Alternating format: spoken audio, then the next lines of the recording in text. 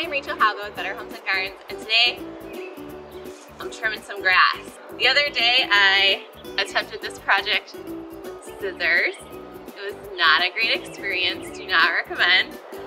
I cut my hands up, I got blisters, it just wasn't great. So I finally have the right tool, and I ran out of steam when I was doing it, and I still have some grass left to cut. So I'm gonna use a grass cutter. I have this tool. It's really great, battery operated. Take the protective sheath off. And when you're cutting your grass, you really want to just cut as much as you want, to be honest.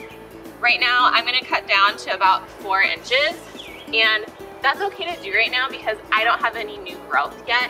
If I were to have new growth, I would want to make sure I cut up slightly above that new growth. This grass has no new growth yet. When you're choosing the blade that you use, you really choose it based on the width of your grass. So this is actually maybe a little big for a 6 to 8 inch round tuft of grass. My blade, you can see it's a little bigger, but it's gonna give me a nice even line that I'm really looking for.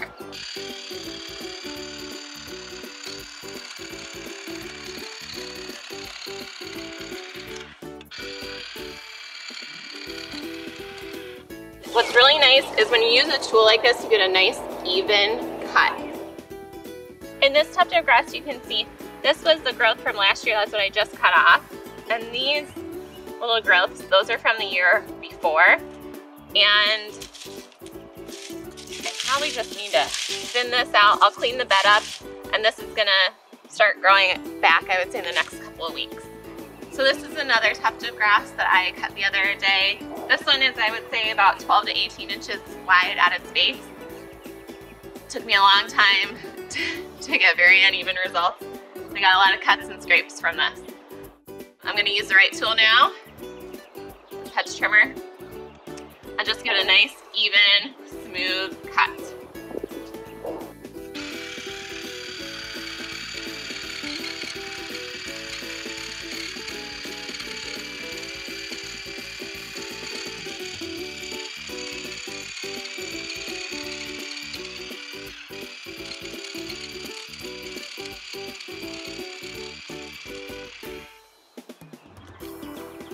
And there you have it.